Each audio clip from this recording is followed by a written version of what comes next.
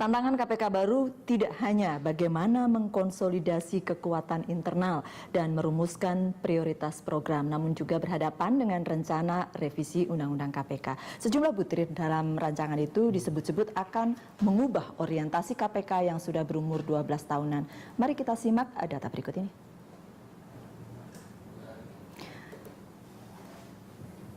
Ini sejumlah hal yang ada dalam revisi Undang-Undang KPK yang kemudian menjadi sorotan.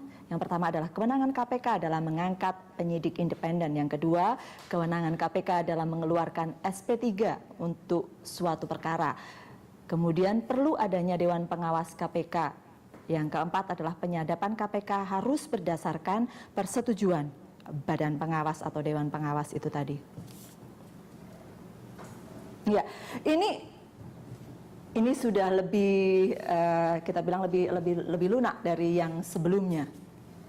Menurut saya kalau lihat revisi item-itemnya ini mengubah begitu luar biasa wajah KPK ke depan. Dan itu berarti kita akan menyaksikan sebuah kinerja KPK yang berbeda betul dengan yang ada sekarang yang kita saksikan selama 10 tahun terakhir.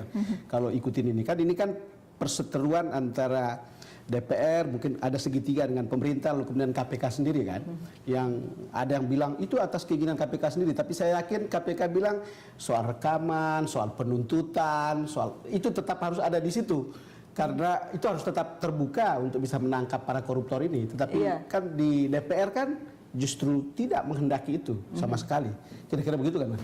Iya, salah satu hal tadi adalah kewenangan untuk mengeluarkan SP3 artinya itu kewenangan sih, tapi ketika kewenangan membuat SP3 berarti itu bisa SP3 gitu kan artinya. Iya, SP3 ini kan sebetulnya kan dibikin KPK tidak punya SP3 ini agar berhati-hati. Agar berhati-hati, kan, gitu. Iya. Jadi sekali layar terkembang dia nggak bisa balik lagi gitu, harus jalan terus. Nah, dengan begini jadi bisa maju mundur atau bisa ada negosiasi di tengah jalan.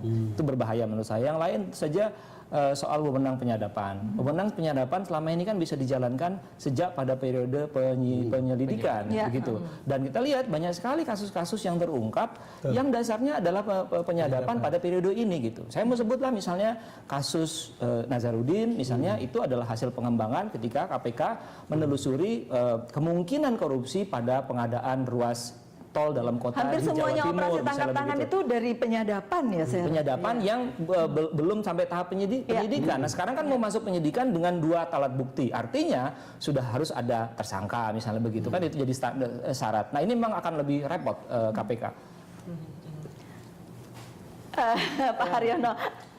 Penyadapan itu karena kan begini, yang namanya korupsi, apakah itu umpamanya gratifikasi, apakah itu bisnis, apakah itu penyuapan, pemerasan, itu kan uangnya itu juga, kan sama. Tinggal kita ingin melihat apakah ini kalau dia penyuapan, motivasinya apa sih dia itu, niat jahatnya itu di mana itu? Itu baru muncul, baru kelihatan jelas pada waktu penyadapan. Nah, kalau nggak ada penyadapan itu nggak akan sulit untuk. Ini tadi adalah penyadapan itu harus ada persetujuan dari Badan Pengawas atau Dewan Pengawas. Jadi bukan. Iya, sebelumnya malah dari Pengadilan Negeri kan. Ini sebenarnya sudah lebih lunak dari itu. Ya, tinggal bentuk Badan Pengawas ini apa? Apakah Badan Pengawas ini nanti sama independennya dengan pimpinan? Nah, kalau sama independennya, sebetulnya buat apa juga kan? Karena pasti yang namanya penyadapan itu dari bawah itu, bottom up itu, persetujuan direktur, persetujuan deputi, persetujuan ketat, sangat ketat. Nah, ini nanti ditambah lagi satu lagi Badan Pengawas gitu ya. Mungkin Badan Pengawasnya seperti komisioner seperti itu ya kalau di perusahaan gitu ya. Ombudsman-nya. Iya itu. Kalau memang saya yakin pada saat seleksi ini tidak terbayang oleh Mbak Destri. Iya, memang ya kita kan memetakan problem KPK ke depan itu kan masih dengan kondisi as is ya, kondisi sekarang apa yang akan dihadapi dan sebagainya. Jadi memang pada saat itu diskusi revisi Undang-Undang KPK belum terlalu rame gitu. Tapi intinya saya personal ya, saya sebagai seorang pelaku bisnis di Indonesia, warga negara Indonesia, saya sangat concern bahwa masalah korupsi itu udah masalah yang sangat kronis. Jadi tentunya institusi KPK ini kan harus diperkuat. Nah, untuk itu kan sangat tergantung dari undang-undang KPK-nya. Kalau mau satu kata, ini kelihatan memperkuat atau tidak? kalau kita lihat tadi isinya seperti itu ya tentunya ini menjadi question mark gitu. Iya, oke. Tapi bahwa revisi KPK itu mestinya bukan sesuatu hal yang tabu ya, karena undang-undang Saya sudah setuju. 13 tahun. Revisi tidak, Tapi bukan tentunya tabu. tujuan itu bahwa harusnya. dia Harus justru memperkuat, jangan memperlemah.